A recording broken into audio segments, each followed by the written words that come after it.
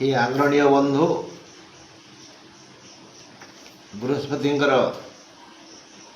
नवम स्थिति को नहीं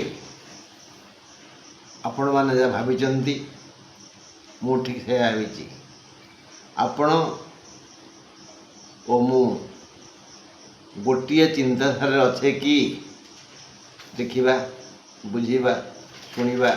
जानिबा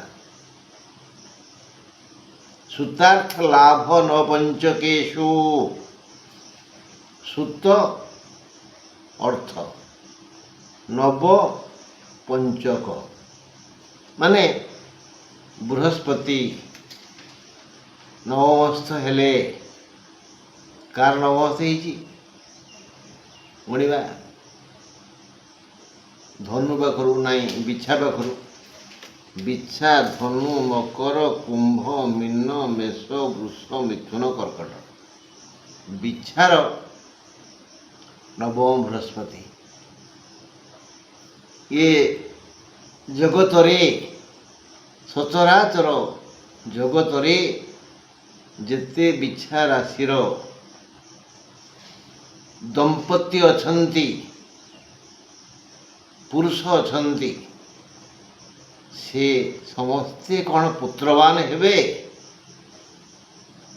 ना केभे नुहे एणु यार मार्मिक अर्थ कौन पुत्र को कुल रक्षक कुआ जाए वंश रक्षक कुआ जाए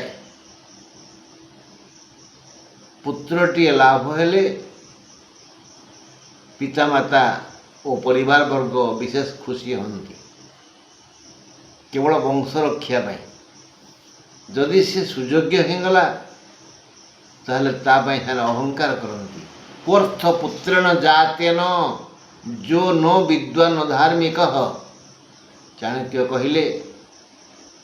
से पुओ जन्म है लाभ कौन जे विद्वान नुहे कि धार्मिक नुहे और जो पुओ विद्वान और धार्मिक से पितामाता अति भाग्यवान तेणु कहगला कोर्थ पुत्रेण जातेन जो न विद्वान धार्मिक हाँ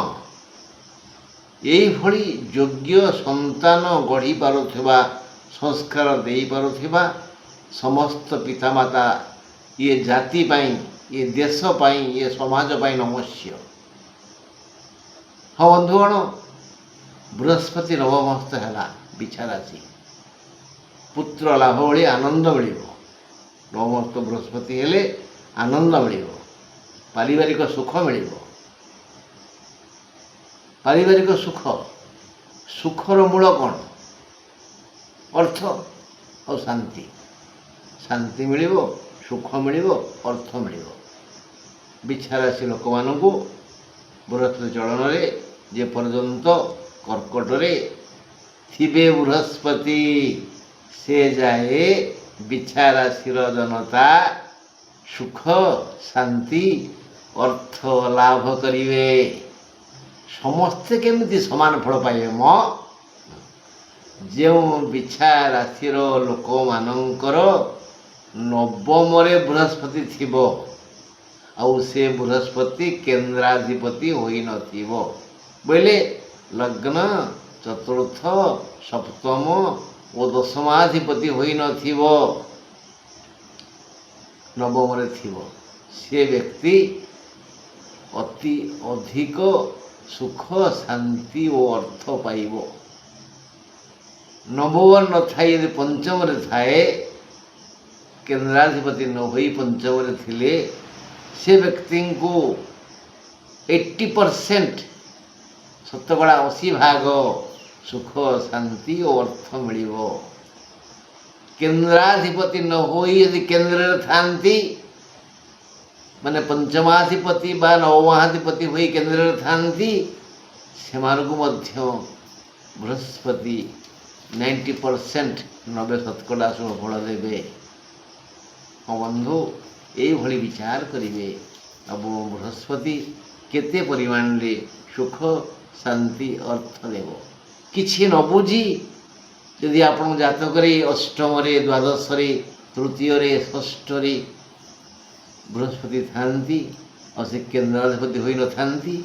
ତାହେଲେ ତାଙ୍କୁ ମଧ୍ୟ କିଛି ଶୁଭଫଳ ମିଳିବ 60%। ଯଦି କେନ୍ଦ୍ରାଧିପତି ହୋଇ ସବୁ ନବମ ବା ପଞ୍ଚମରେ ଥାନ୍ତି ସେମାନଙ୍କୁ କୌଣସି ଶୁଭଫଳ ମିଳିବ ନାହିଁ। ବନ୍ଧୁ ଆଜି ଏତିକି, ପୁଣି ଈଶ୍ୱର ଚାହିଁଲେ